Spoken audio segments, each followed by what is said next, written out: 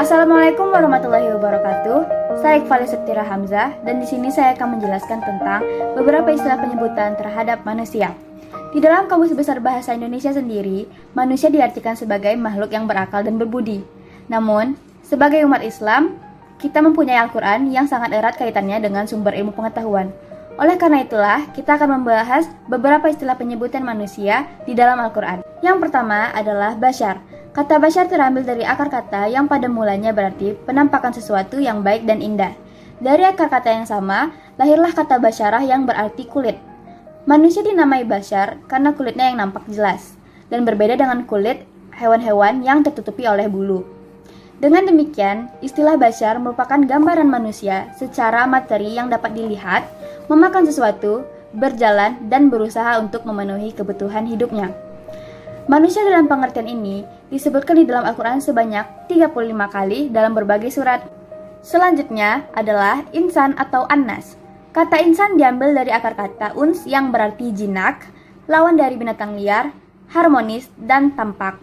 Namun dari sudut pandang Al-Quran sendiri, barangkali lebih tepat diambil dari kata nasya yang berarti lupa, atau nasaya nunsu yang berarti berguncang. Insan terus-menerus maju menuju ke kesempurnaan. Karakter ini pula yang membedakan manusia.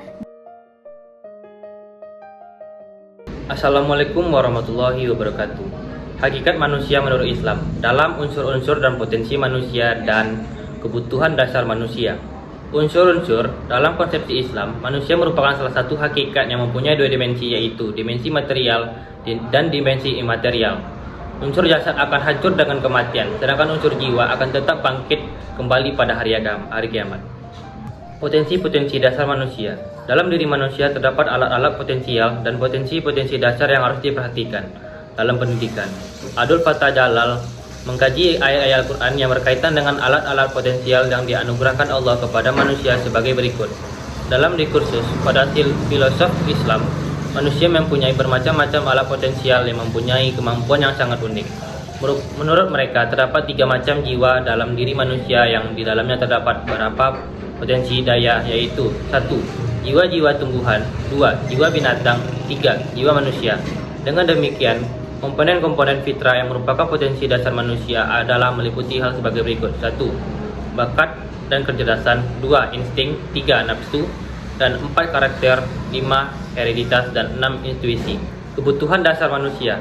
Kesejahteraan hidup dalam manusia bisa tercapai saat kebutuhan-kebutuhan atau keinginan terpenuhi. Kebutuhan merupakan percerminan perasaan atau persepsi rasa tidak puas atau rasa kekurangan yang ada dalam diri manusia yang ingin dipenuhi agar meraih kepuasan. Menurut Al-Syatibi, rumusan kebutuhan manusia dalam Islam terdiri 3 macam, yaitu dahuriyat. Dahuriyat adalah primer, adalah kebutuhan paling utama dan paling penting. Kebutuhan ini harus terpenuhi agar manusia dapat hidup layak. Yang kedua, hajiyat adalah kebutuhan sekunder atau kebutuhan setelah dahuriyat. Apabila kebutuhan hajiyat tidak terpenuhi, tidak akan mengancam keselamatan kehidupan. 3. Tahnisiyat atau kebutuhan tersier adalah kebutuhan yang tidak mengancam kelima hal pokok, yaitu kifdudin, kifdunaf, kifdunasi, dan serta kiduf marta, tidak menimbulkan kesulitan umat manusia, namun manusia tersebut akan mengalami kesulitan dalam melakukan suatu kegiatan.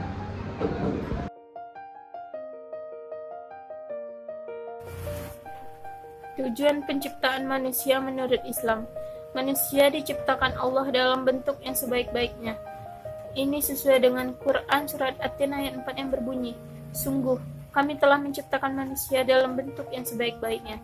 Sebagai makhluk yang diciptakan paling sempurna dibandingkan makhluk lain, sudah semestinya manusia mengetahui tujuan penciptaan manusia.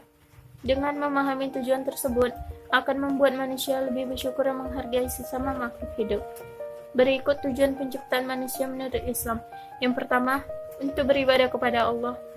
Manusia pada umumnya diciptakan untuk beribadah kepada Allah. Hal ini sesuai dengan Quran surat Az-Zariyat ayat 56 yang berbunyi, "Aku tidak menciptakan jin dan manusia melainkan agar mereka beribadah kepadaku."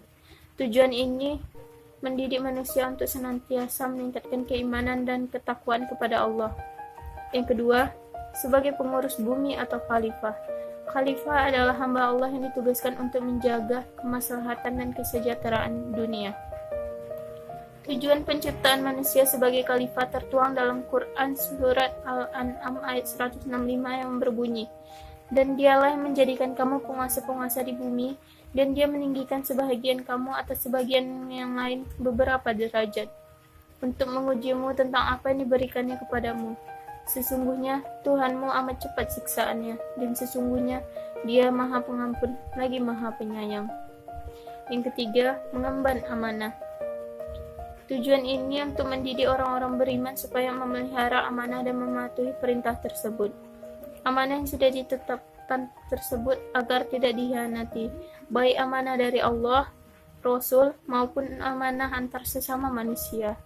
Yang keempat, agar mengetahui kebesaran Allah. Ini bertujuan agar manusia senantiasa mengetahui Maha Kuasa Allah.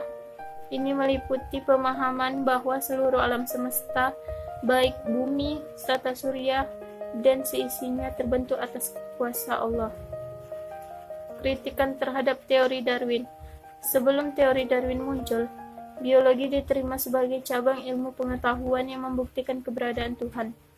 Lalu pada abad ke-19, muncullah teori Darwin yang menolak mencantum campur tangan Tuhan atas terciptanya makhluk hidup. Dengan cara ini, Darwin ingin memisahkan antara agama dan ilmu pengetahuan. Fakta adanya ketidakpuasan terhadap teori evolusi tersebut banyak ditentang oleh berbagai pihak.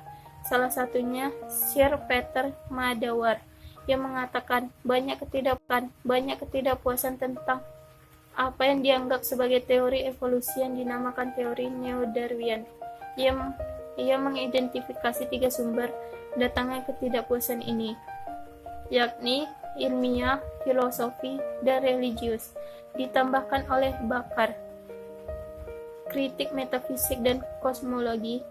Pandangan ini menunjukkan teori Darwin sedang mendekati kejatuhan dan sedang dalam proses pembuangannya.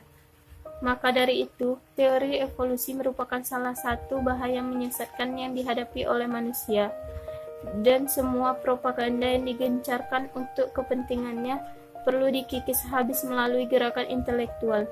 Ketidakabsahan teori ini harus dibuat sebenang kaca, dan masyarakat harus disadarkan bahwa kebenaran tunggal ialah penciptaan sempurna tanpa celah oleh Allah.